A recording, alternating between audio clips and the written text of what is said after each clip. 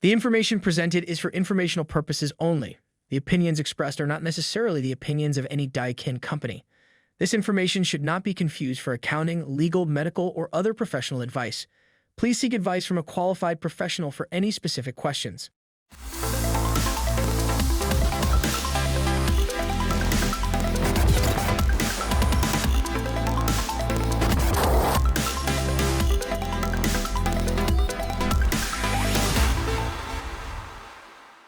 Welcome to the Accelerated HVAC Success Program. My name is Ben Middleton. I'm the National Sales Training Manager for the Goodman, Amana, and Daikin brands. Today, we're joined here with Brad Adcox. He is the National Sales Manager for Navac Tools. Pleasure. Brad, thank you so much for joining us. Pleasure for having me. So first question I ask everybody, how in the world did you get into this HVAC industry? A little funny story, but I kind of grew up in it. So my dad kind of ran a distributor. So I kind of grew up the halls, seeing what the wholesale side of our industry did instead of being in the trenches with the contractors.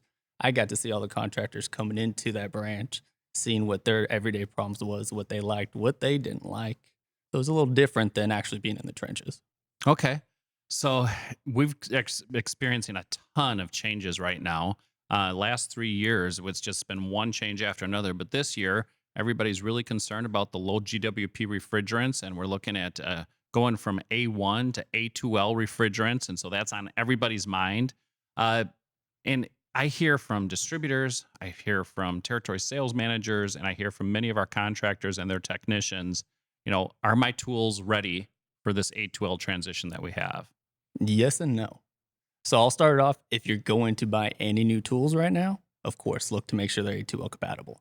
But right now, if you look at your service truck, you had the same vacuum pump recovery machine for years. And now you're going to have to change it out. It's an expensive thing to change out. So now you're looking at it. Do I really have to change it out? So you can check it. You can open it up and see, is there soft contact switches? Is there a sparkless DC motor? If it doesn't have a sparkless DC motor, is the motor that it has enclosed and sealed so no sparks can exit? Things like that.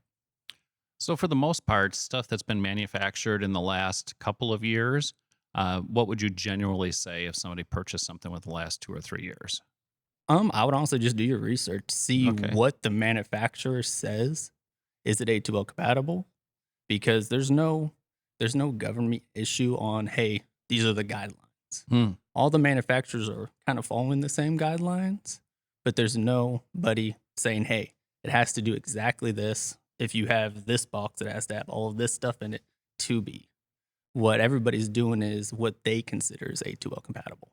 What kind of the manufacturer's taking the risk on themselves whenever they put that on the box. So what you're telling me is there is no standardized like UL regulation that says, here's your A2L stamp. No. It all falls on the manufacturer to say, hey, this is safe with an A2L refrigerant. Okay, so then it's up to the contractor. And so just talking about Navac and what they've done, have you created any resources for contractors where they can go and they can easily look up equipment that they've bought in the last couple of years to see if it is compliant with Navac's standard that they put together of, yes, this is a good A2L tool? It's pretty easy. You can just go to our website. Okay. There's a link that says A2L tools. Click it and it'll list every single thing we do that's A2L compatible. Okay. And so that's really easy for contractors to go and take a look at it. This transition, you and I were talking a little bit before we came on here, going from an A1 to an A2L, of course, there's A2 and A3s. We're not talking about going to an A3, which would be like a propane or something along those lines. Correct. It's closer to an A1 than Right. anything. It's pretty much another version of 410A. And so when we look at that, the safety issues, although it is classified as an A2L, there's not a whole lot that needs to change from the contractor's perspective and using those tools out there. But we were also you talked about, best practices are going to need to be adhered to, which they should have been adhered to even before we made this Correct. transition. And so what are some of those best practices that you think become more heightened as we move into this transition that contractors need to make sure they're really paying attention to? I mean, the first off is just to make sure your tools are A2L ready. Mm-hmm. But when you're doing your day-to-day processes, for example, doing a joint. A lot of people just take their flame, heat it up, unbraze the joint. With an A2L refrigerant, you shouldn't be doing that Mm-hmm. because, yes, there's no propane in it, but it's still under perfect conditions. You could have an issue. So use your tube cutter. Mm-hmm. Things like that, stuff that you should already been doing already on your everyday processes. Now they're just making sure you do it. So when you have something that you're going to replace, it's cutting out that bad joint. It's creating a brand new, clean, fresh joint, and then putting things back together. Correct. I mean, you're going to have to use tools to take the guesswork out of it. Mm-hmm. For example, like in Navac, we have an automatic flare tool. So right now there was a test study. I'm going to blank on the college, but they did 5 flares, various sizes, and went to a bunch of different contractors and had them do 5 flares. Went back and they tested these flares.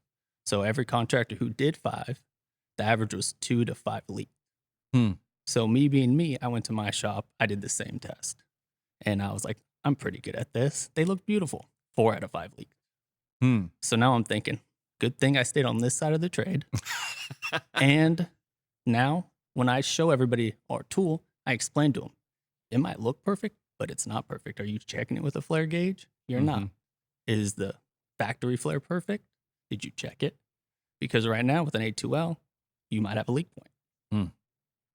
And that's going to become a bigger and bigger issue. You brought over your new 2024 catalog, your Correct. product catalog that you have. The big question I have, are non-A2L products still available from tool manufacturers, or is everything going forward going to be rated as A2L? I think everything going forward that will be manufactured from now on will be A2L. Okay. But there's still going to be stuff in the supply houses that's either old stock or stuff that just didn't move that you might see on the table as, heck, that's a good deal.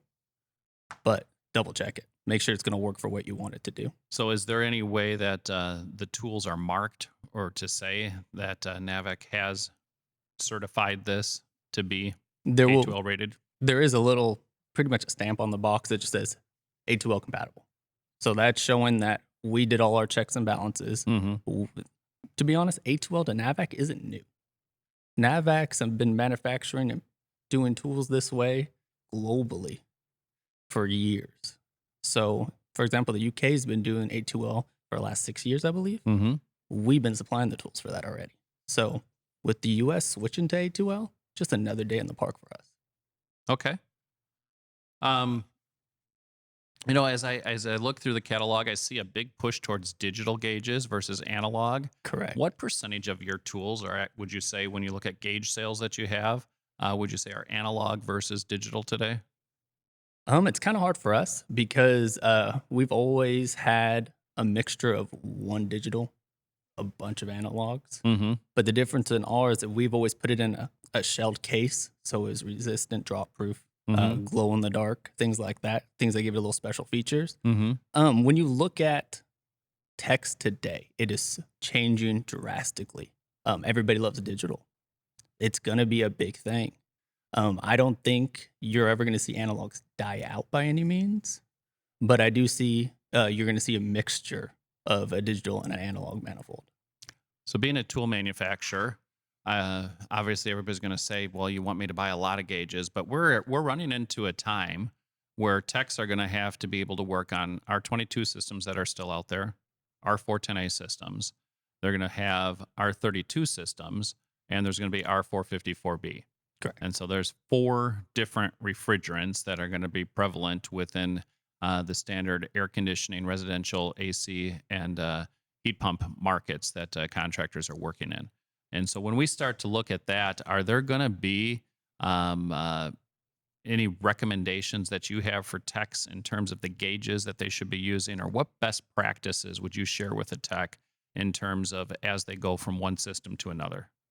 If you're a veteran tech, you already have your gauges that you like. And most likely it's a universal that already has a number of refrigerants that it can already be used with. And then you have the old school guys that you'll see 4 or 5 different rigs on there, all have hoses. They're going to, whatever job they're on, they're going to grab that setup.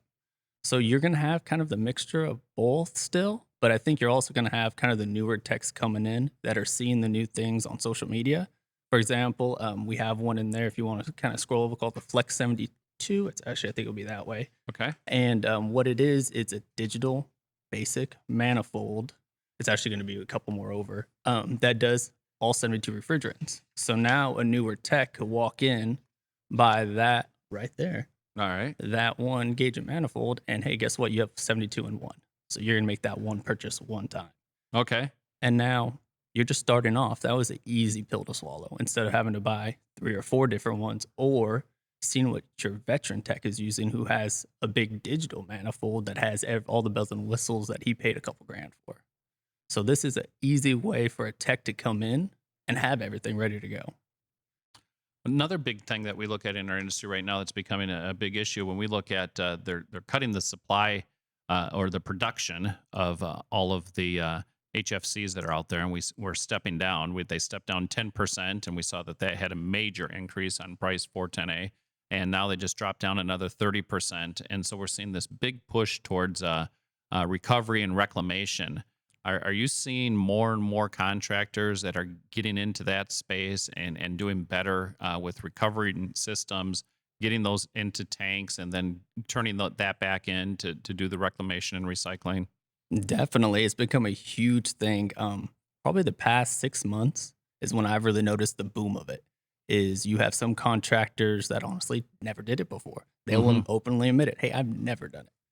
And now that they're seeing that there's only so much virgin gas left. So once that's gone, guess what? It's gone. It's never be made again.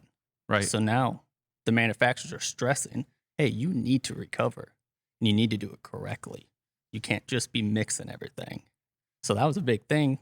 We don't know what was all in those tanks half the time. So a lot of that's changing where guys are actually taking forth the effort of actually doing proper practice.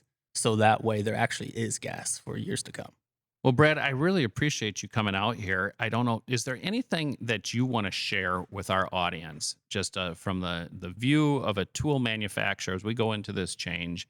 Are there any last thoughts or comments that you have for our audience as we looking and we're moving towards into this transition? You really need to look at all the manufacturers, all the tools. Look at what's in your truck, what you personally use today. Look at your buddy's truck. I promise you, he doesn't use the same stuff. Ask him why he uses that stuff, because maybe you want to swap. Use social media. There are so many different influencers, brands pushing their product every day that you get to see the bread and butter on why people use it, or a tech that's actually using it. Because right now, everybody's tools are great. You just need to figure out which one's great for you. Brad, I thank you so much for being on here. And for all of our viewers out there, if you liked this episode, please go ahead, hit that like button. Also, make sure that you follow us so that you can be informed of all of the other upcoming episodes that we have. Brad, thank you so much for coming here. I appreciate it. Yep.